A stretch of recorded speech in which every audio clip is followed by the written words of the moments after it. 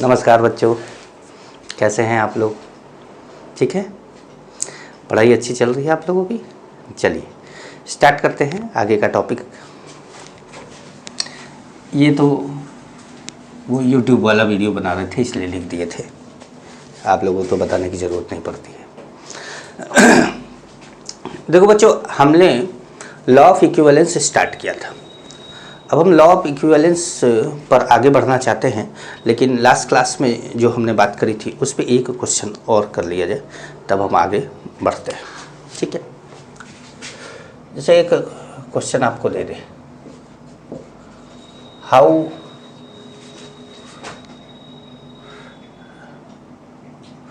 देखिए, find the volume in milliliter of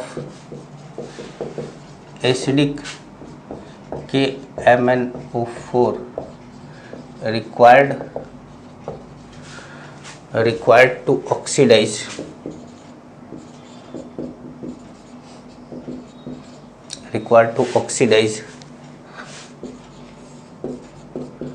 completely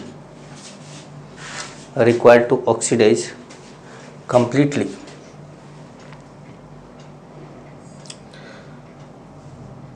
0.50 milliliter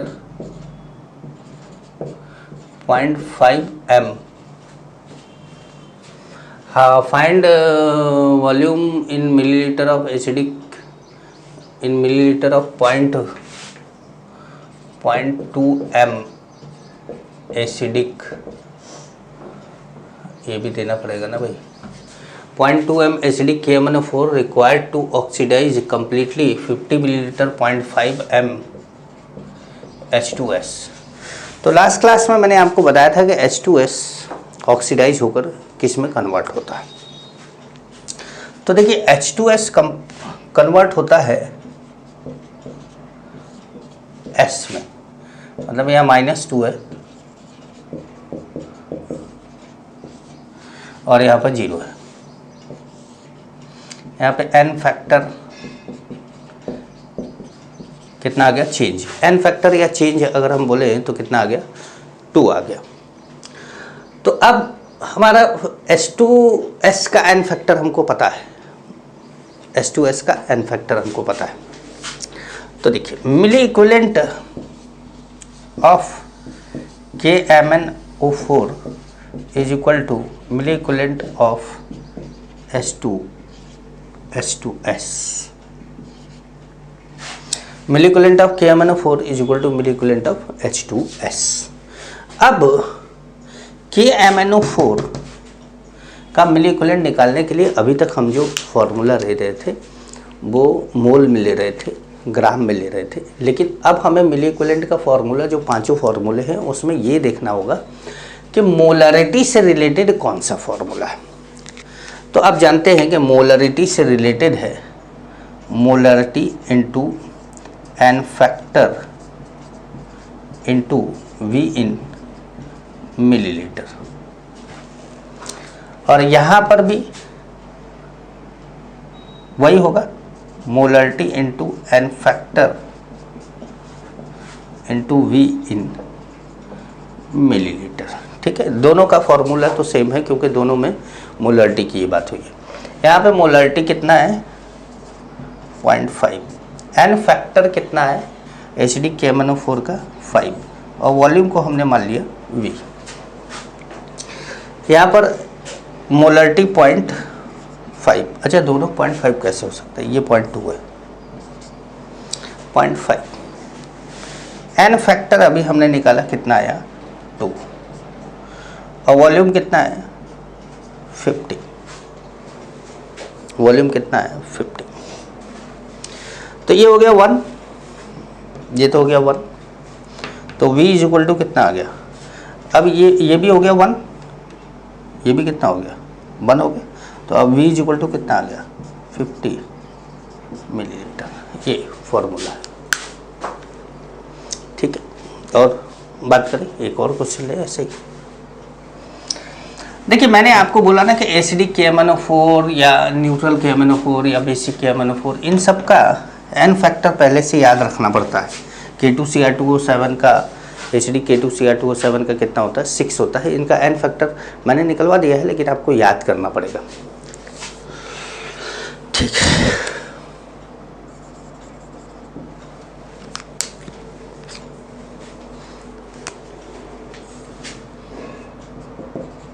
find the mass of FeO. Find the mass of FeO which is completely oxidized by 30 milliliter 0.2m acidic K2Cr2O7।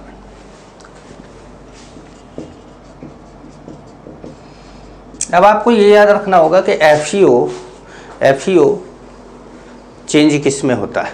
तो देखिए FeO change होता है, FeO change होता है किस में? Fe2O3 में। मतलब Fe2+ चेंज किस में होता है? Fe3+ में।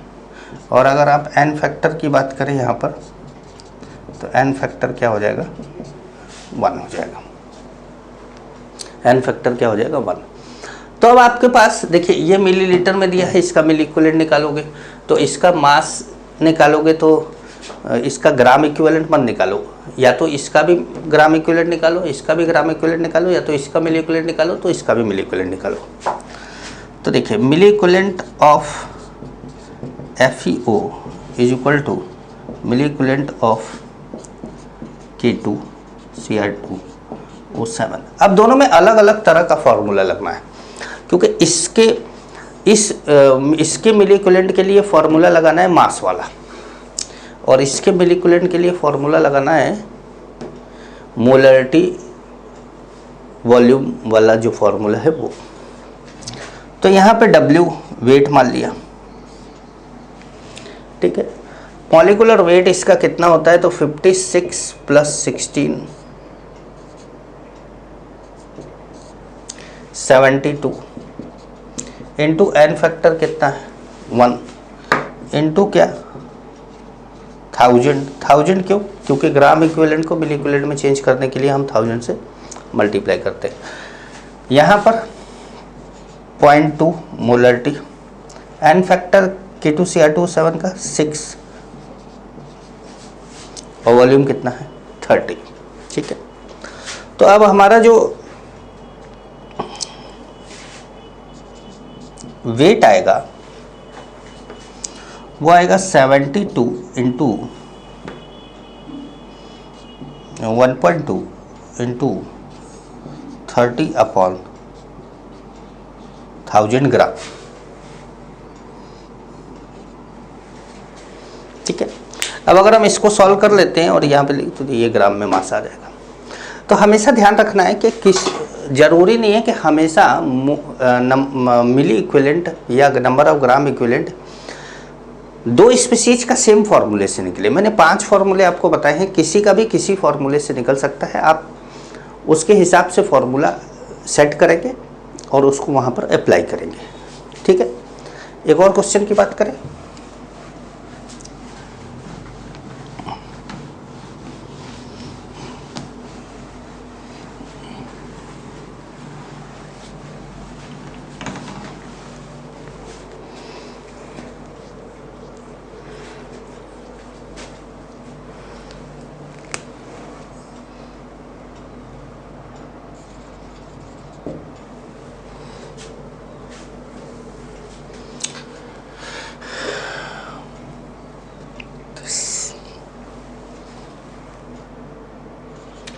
.4 ग्राम H2S is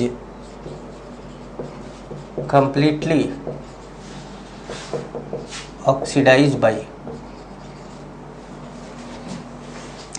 3.4 gram H2S is completely oxidized by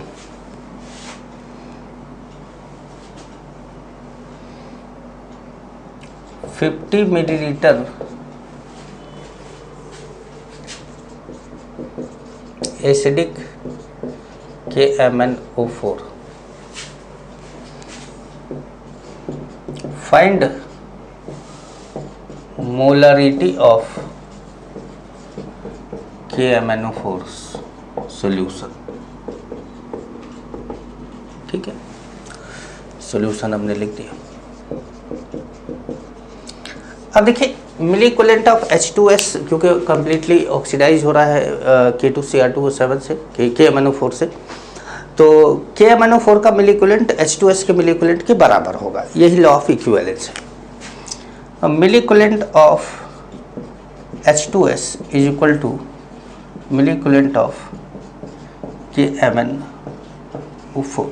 ठीक है, अब H2S का मिलीकुलेंट कैसे निकालना है? वेट दिया हुआ है तो वेट वाला फॉर्मूला रखना है, weight upon molecular wait.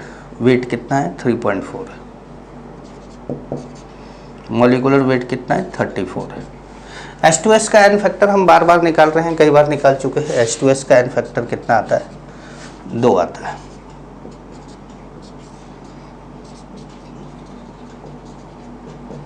H2S का एन फैक्टर कितना आता है? 2 आता है। ये तो ग्राम इक्विवेलेंट हुआ, 1000 से मल्टीप्लाई करना पड़ेगा तब मिली इक्विवेलेंट हो जाएगा। मिली इक्विवेलेंट ऑफ KMnO4 का मिली इक्विवेलेंट निकालना है तो मोलरिटी हमको तो कैलकुलेट ही करना है, तो हम इसको M मान लेते हैं। एसिडिक KMnO4 है, तो एसिडिक KMnO4 है तो एन फैक्टर 5 हो गया और वॉल्यूम कितना हो गया? 50। ठीक है, ये हो गया 10, ये हो गया 100, ये हो गया 2, तो M इज इक्वल टू कितना आ गया? 4/5। नहीं, सही कैलकुलेट किया ना, देख लीजिए भाई, ये 10 हो गया, ये 0 से 0 कैंसिल हो गया, 100 आया, 50 कैंसिल हुआ, ये 2 आया, 2 × 2 कितना हो गया? 4, और इधर क्या है? 5 नीचे आ गया, तो ये कितना हो गया? 0.8 M सोल्यूशन KMnO4 का अगर आप लेते हैं 50 मिलीलीटर, तो 3.4 ग्राम H2S को वो कम्प्लीटली न्यूट्रलाइज कर देगा। तो इस तरीके से हम लोगों ने 1-2 क्वेश्चन इसके किए।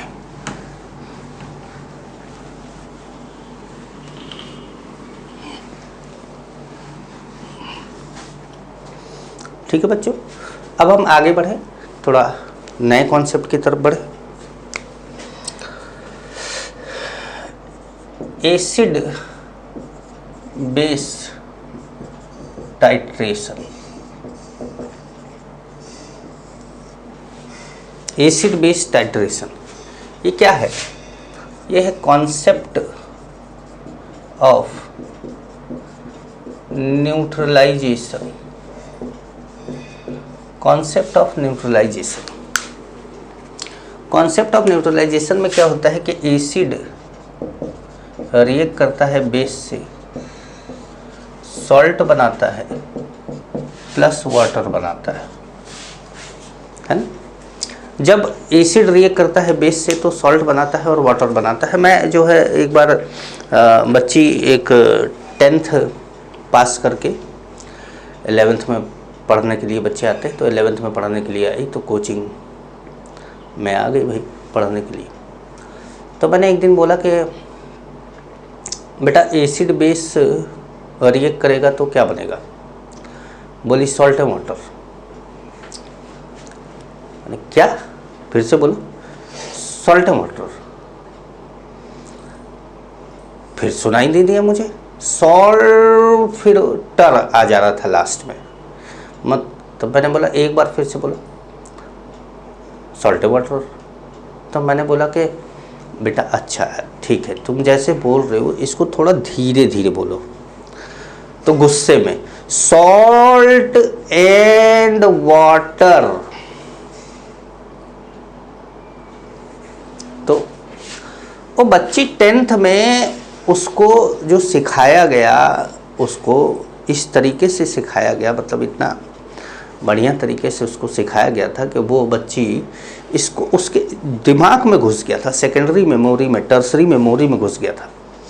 Salt and water, salt and water, salt and water, मतलब ऐसा जैसे बोलचाल की लैंग्वेज में चल रहा हो।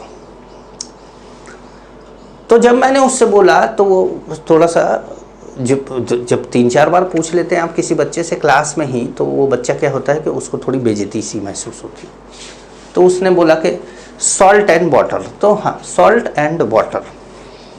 लेकिन मुझे बड़ा ऐसा लगा कि बच्चा थोड़ा ये चिंता भी हुई कि हो सकता है कि बच्चा इसके बारे में जानता ना हो और उसने इस पे पूरा याद कर लिया है, एकदम कि रटा दिया गया salt and water, salt and water. तो चलिए, हमें उससे नहीं मतलब है, हमारा तो काम कुछ और है यहाँ पर अभी। अब यहाँ पर क्या होगा कि मिलीकुलेंट ऑफ एसिड,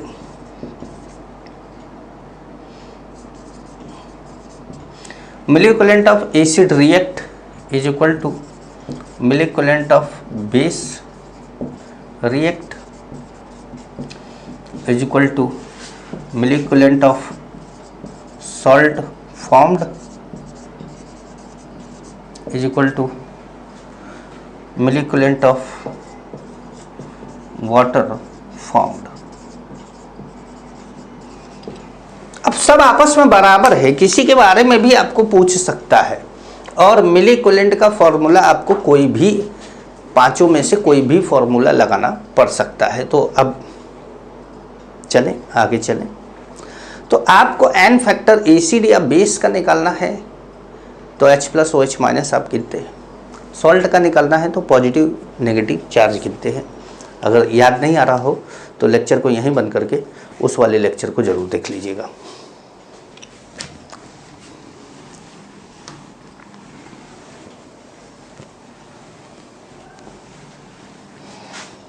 ठीक है, तो आइए बात करें। तो हमारा जो मिलीकुलेंट ऑफ, जैसे क्वेश्चन एक ले लिया, 30 millilitre M/2 H2SO4 solution is completely neutralized by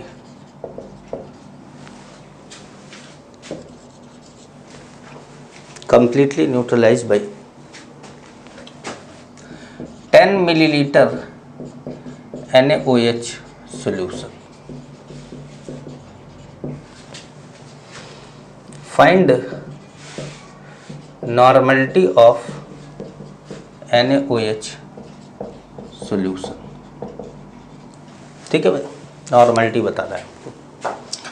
तो आपने क्या करा, सोल्यूशन सबसे पहले लिखा। आप ध्यान रखिएगा कि ऐसे ही लिखा जाता है। आज थोड़ा सा बोरिंग सा मुझे लग रहा है, मतलब ऐसा लग रहा है सो जाए क्या, इस टाइप का।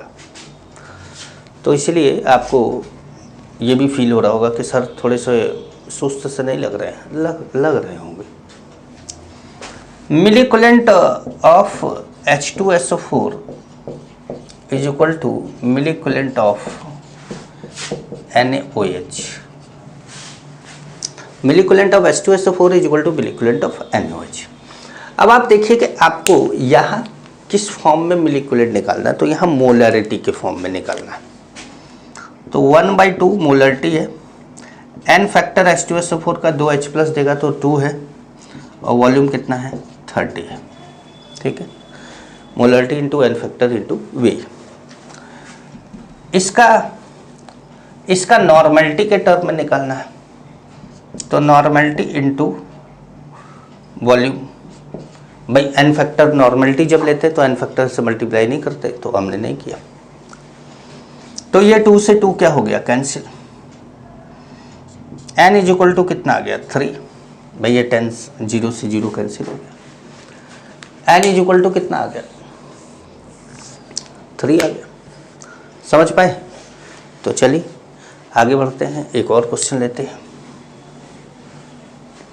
एक और क्वेश्चन कराते हैं। अब दरअसल क्या है, बीच में तो मैं आपसे रोक के ये पूछ नहीं सकता ना कि आपको समझ में आ रहा है कि नहीं। अब तो आप ही बताएंगे कि समझ में आ रहा है कि नहीं आ रहा है ना। चलिए आगे क्वेश्चन पे बात करते हैं।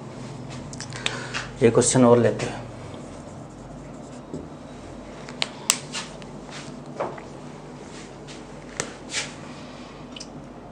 Ten gram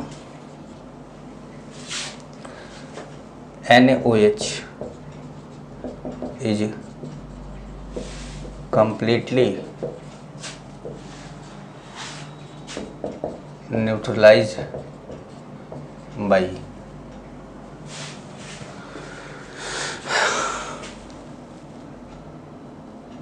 100 milliliter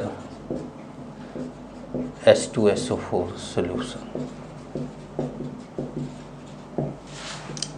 Find molarity of H2SO4 solution है। H2SO4 solution की मोलारिटी हमको बतानी है। सॉल्यूशन लिख दिया जाए तो H2SO4 की मोलारिटी में क्या है कि पहले तो milliequivalent of NaOH is equal to milliequivalent of H2SO4। हमेशा ये ध्यान रखना है एसिड और बेस के मिली इक्विवेलेंट को आमने सामने रख देना। Milliequivalent of NaOH milliequivalent of H2SO4, ठीक है। अब 10 ग्राम NaOH है तो 10/40 इंटू 1 इंटू 1000, बट 10 मास है, 40 मॉलिकुलर मास है, 1 n फैक्टर, एक OH देता है, n फैक्टर है, मिली इक्विवेलेंट में चेंज करना है तो 1000 से मल्टीप्लाई कर दिया। यहाँ पे मोलारिटी को m ले लिया, n फैक्टर इसका 2 होता है और वॉल्यूम कितना है 100 है, तो ऐसे हो गया, ठीक है। तो अब हमारा जो ये होगा, ये एक 0 से 0 कैंसिल और ये 2 0 से ये कैंसिल, ठीक है। तो ये कितना हो गया 10/4 to 8, ये आ गया m, ठीक है। 10/8, अब 10/8 क्या होगा 1.25 m। समझ पा रहे हैं? समझ में आ रहा होगा। चलिए थोड़ा और इसको इंटरेस्टिंग बनाते हैं, मज़ेदार और इंटरेस्टिंग बनाते हैं।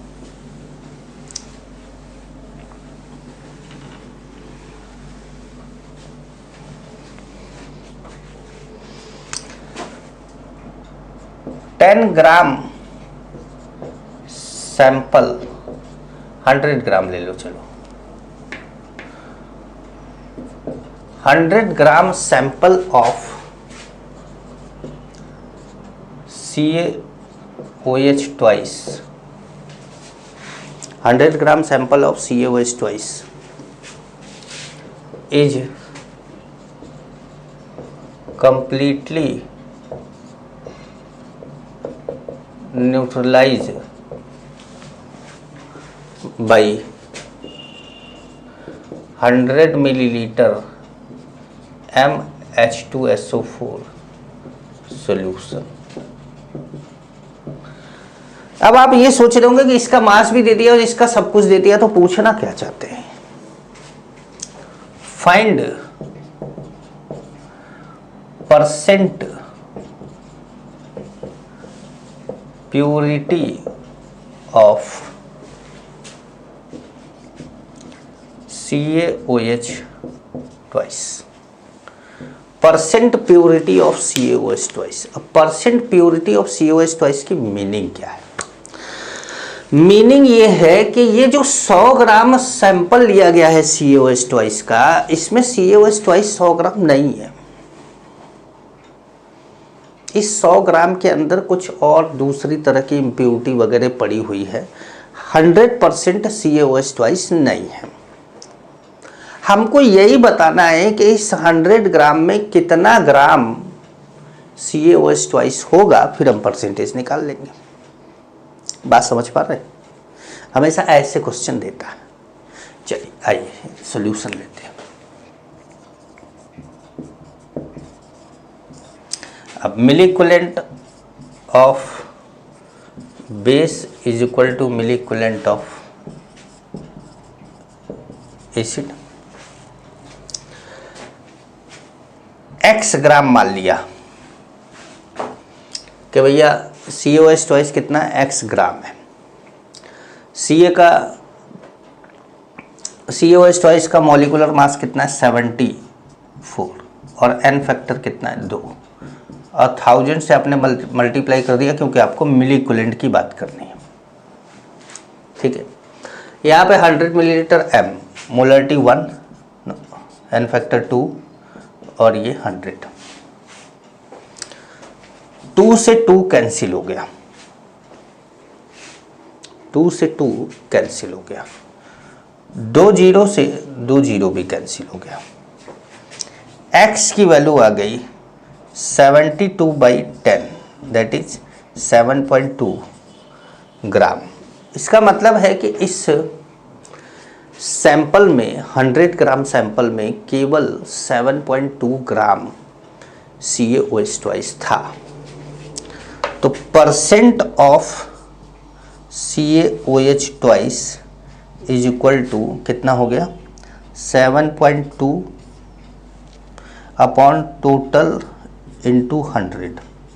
अब मैं ऐसे करके इसलिए बता रहा हूँ क्योंकि आपको 7.2 आ जाए, आपको समझ में आ जाए, क्योंकि ये ज़रूरी नहीं है ना कि हमेशा 100 हो, ये 10 ग्राम भी हो सकता है, 20 ग्राम भी, कुछ और भी तो हो सकता है। तो हम तो पहले मैं 10 ही ग्राम ले रहा था, लेकिन फिर मुझे लगा कि कहीं डेटा, कई बार क्या होता है हम अपने दिमाग से जब क्वेश्चन बनाते हैं ना तो कई बार हम डेटा गलत ले लेते हैं और डेटा गलत लेने से क्वेश्चन सॉल्व नहीं होता है। तो इसीलिए मतलब सिक्योरिटी रहे इसलिए 100 ग्राम इसको ले लिया था। तो वो क्या है कि मैं क्वेश्चन खुद बनाता हूँ और दे देता हूँ, बनाता हूँ और दे देता हूँ आपको। अब ये क्वेश्चन मुझे खुद नहीं याद रहते कि मैंने क्या कराया। अब जैसे मुझे यही चैप्टर दोबारा पढ़ाना हो, किसी और क्लास में पढ़ाना हो, तो मैं क्या करूँगा कि टॉपिक सब यही चलेगा, क्वेश्चन बदलता रहेगा, मुझे पर याद ही नहीं रहता कौन सा क्वेश्चन हुआ। एक इसी तरह का क्वेश्चन और लेते, 10 gram sample of NaOH is completely neutralized by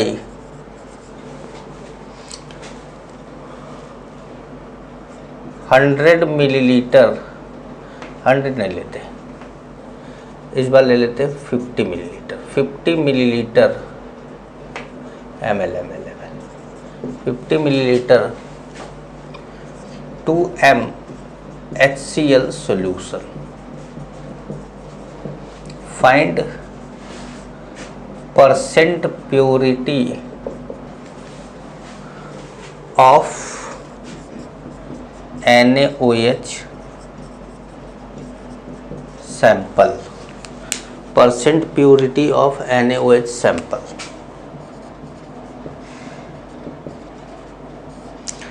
तो परसेंट प्योरिटी, एक बार फिर आप NaOH को x ग्राम मान लेंगे, milliequivalent of NaOH is equal to milliequivalent of HCl, मैं milliequivalent of acid is equal to milliequivalent of base. इसको मैंने x मान लिया, molecular mass 40, n factor 1, milliequivalent के लिए 1000 से मल्टीप्लाई कर दिया। ठीक है, HCl का मिलीक्यूलेंट निकालना है, मोलरिटी कितना 2, n फैक्टर 1 और वॉल्यूम कितना 50, ये हो गया 100। ये 2 जीरो से ये पूरा कैंसिल हो गया। ठीक है, अब x की वैल्यू कितनी आ गई 4 ग्राम। ठीक है, तो 4 ग्राम, तो परसेंट ऑफ NaOH कितना हो जाएगा भाई, NaOH अपॉन टोटल इंटू 100 कितना हो जाएगा 40%। 40% प्योरिटी है, इसका मतलब है कि इसके अंदर 4 ग्राम NaOH है और बाकी 6 ग्राम भूसा भरा है। क्या भरा है मुझे नहीं पता।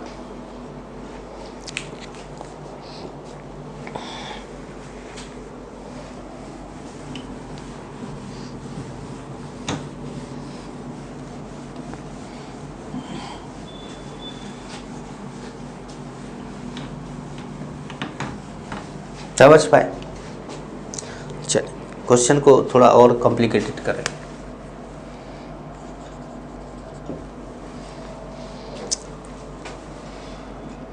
Ten gram NaOH dissolve in water to form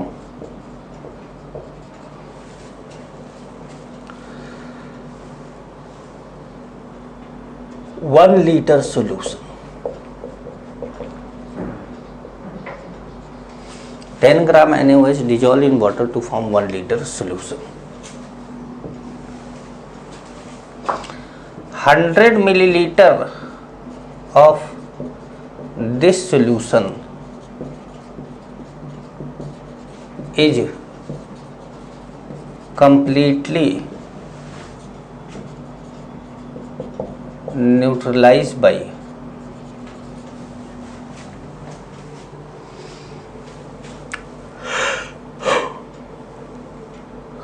50 milliliter H2SO4 solution। Find molarity of H2SO4 solution। ठीक है भाई, बस ध्यान से समझिएगा, बड़ा खतरनाक क्वेश्चन है। बोला गया कि 10 ग्राम NaOH पहले 1 लीटर पानी, मतलब पानी में डाल के 1 लीटर बना दिया गया। अब उस 1 लीटर पानी में से 100 मिलीलीटर निकाला। उस 1 लीटर पानी में से 100 मिलीलीटर निकाला। तो देखिए पहली बात तो solution, milliequivalent of NaOH in 1 litre solution क्या है? 10/40 इंटू 1 इंटू 1000। ये मिलीक्यूलेंट का फॉर्मूला, 1 लीटर से कोई लेना देना। 1 लीटर तो खाली ये बता रहा है कि भाई 1 लीटर सॉल्यूशन के अंदर है। हम मतलब आइडेंटिटी बता रहे हैं कि हम इसकी निकाल रहे हैं। तो हमने ये हो गया 1000, ये हो गया 250 मिली इक्विवेलेंट, 250 मिली इक्विवेलेंट। अब देखिए 250 मिली या 1000 मिलीलीटर 1 लीटर कंटेन्स 250 मिली इक्विवेलेंट NaOH। ठीक है,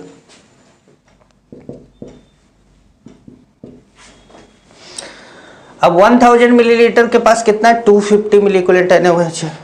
तो 100 मिलीलीटर में कितना होगा?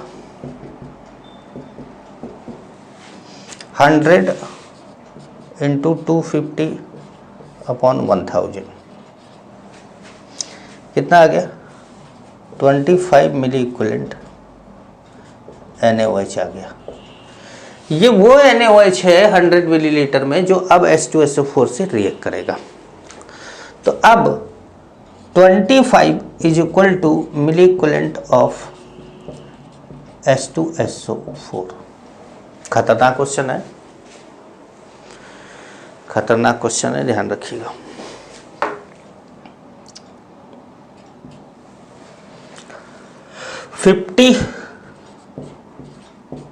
M2 तो M इज इक्वल टू कितना हो गया?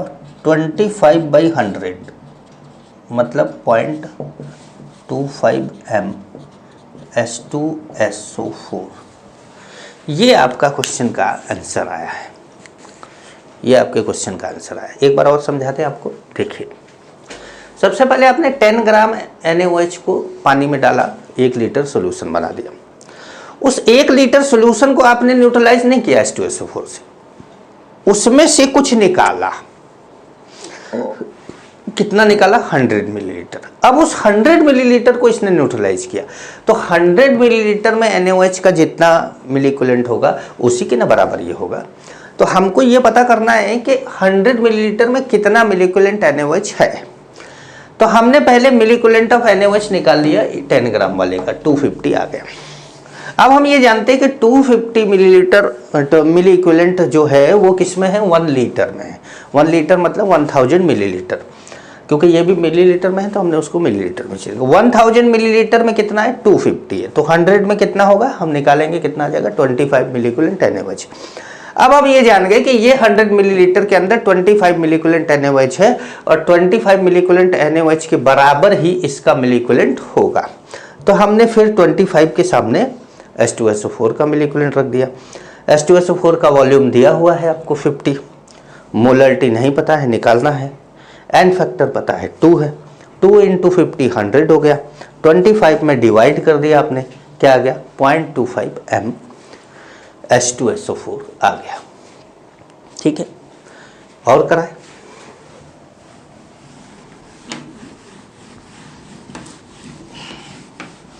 लेक्चर आज का बड़ा जोरदार है, बस ध्यान रखिएगा। इस जोरदार लेक्चर को समझने के लिए ना लोग तरसते, समझ में नहीं आता उनको, और यही कारण है कि लोग क्रैश कोर्स ज्वाइन करने के बाद क्वेश्चन नहीं कर पाए, न वॉल्यूमेट्री का न मोल कॉन्सेप्ट का।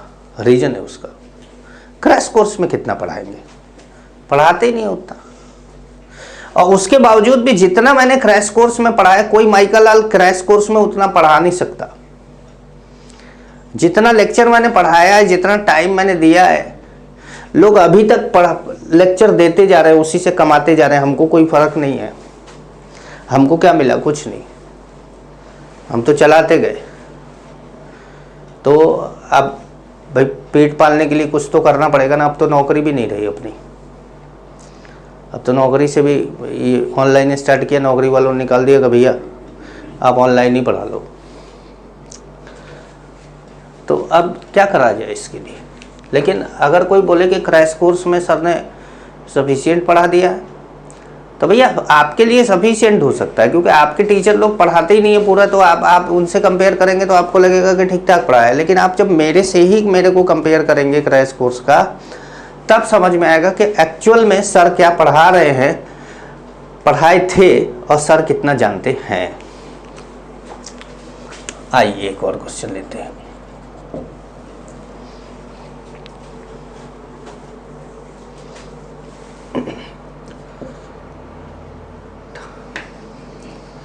Hundred millilitre N/2 H2SO4 and 200 milliliter NHCl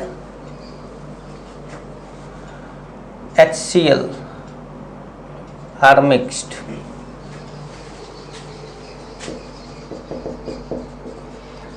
and the resulting mixture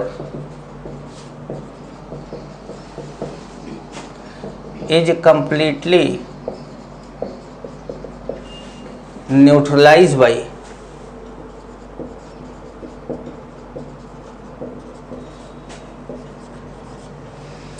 100 milliliter N/2 H2SO4 and 200 milliliter NHCl are mixed, and the resulting mixture is completely neutralized by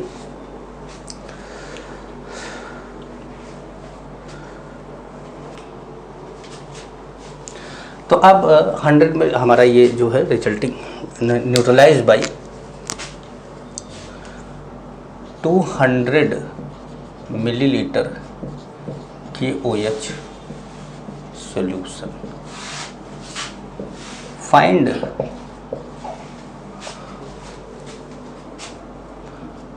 normality of KOH solution. ठीक है,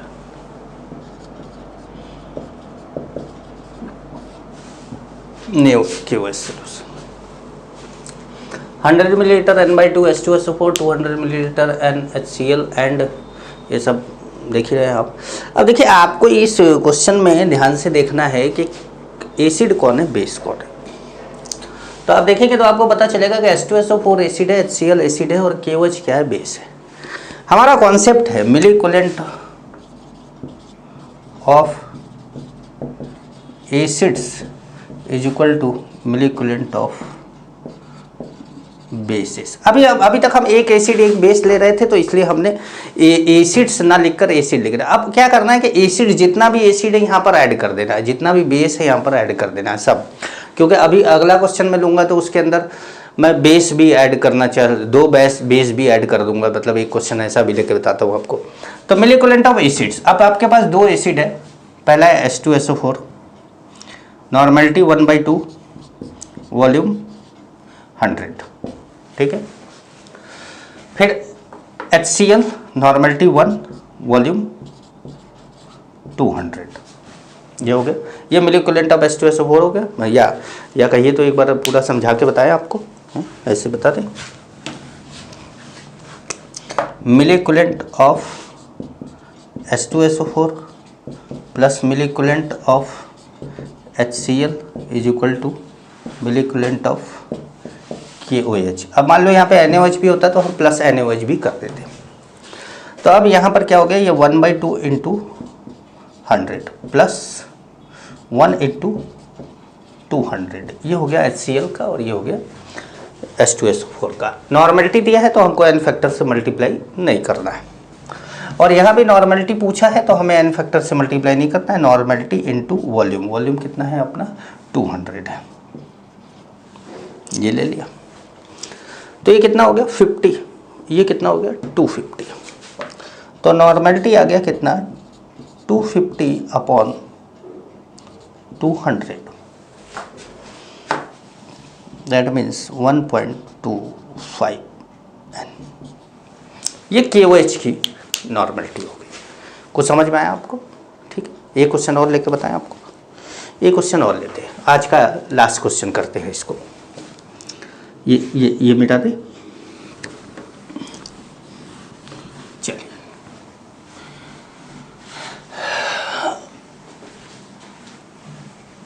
इसको रहने देते हैं, इसका काम तो पड़ेगा ही, हम इतने में ही क्वेश्चन लिख देंगे। 200 millilitre H2SO4, 100 millilitre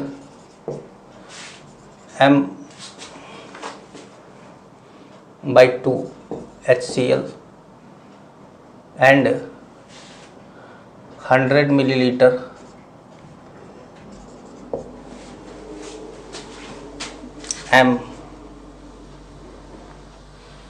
NaOH solution were mixed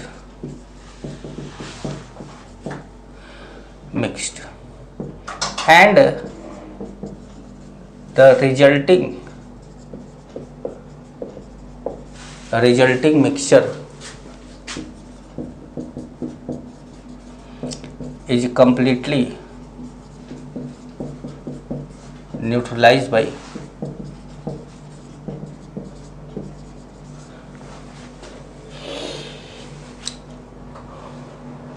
NaOH कितना 100 है, neutralise by 200 millilitre KOH solution. Find normality of KOH solution. अब आपको देखना है कि किसका नॉर्मेलिटी दिया है, किसका मोलरिटी दिया है, कैसे किस तरीके से करना है। तो यहाँ पर हम लिखेंगे मिली सॉल्यूशन, स्टार्ट करते हैं। यहाँ पे हम लिखेंगे milliequivalent of H2SO4 plus milliequivalent of HCl is equal to milliequivalent of NaOH plus milliequivalent of KOH। Left या राइट किसी भी एक साइड में सब एसिड रख देना है और दूसरे साइड में सब के सब बेस रख देना है आपको। ऐसा नहीं कि लेफ्ट में ही एसिड रखना है, आप किसी भी तरफ एसिड और एक दूसरी तरफ बेस रख सकते हैं। अब हमारा मिलीक्यूलेंट ऑफ H2SO4, H2SO4 कितना है 200 M कितना है 1, मोलरिटी 1 हो गया, N फैक्टर 2 और वॉल्यूम 200। HCl का 1/2 n फैक्टर 1 और वॉल्यूम कितना 100, ठीक है, इक्वल टू NaOH का कितना है 100 मिलीलीटर, मोलरिटी है 1, n factor 1, volume 100 millilitre. KOH का क्या निकालना है हमको, नॉर्मलिटी निकालना है। तो नॉर्मलिटी हो गया n फैक्टर तो मल्टीप्लाई करते नहीं नॉर्मलिटी में, तो ये हो गया कितना 200। अब आप इसी को सॉल्व कर ले तो आपका आंसर आ जाएगा। तो अब ये कितना हो गया 400 और ये कितना हो गया 50, तो ये हो गया 450 इज इक्वल टू ये कितना हो गया 100 प्लस n इंटू 200, ये 100 इधर ले आओ तो ये कितना हो जाएगा 350 is equal to n into 200, ठीक है। तो नॉर्मलिटी क्या हो जाएगा हमारा, नॉर्मलिटी हो जाएगा 350/200 और 0 से 0 कैंसिल हो गया, 0 से 0 कैंसिल हो गया।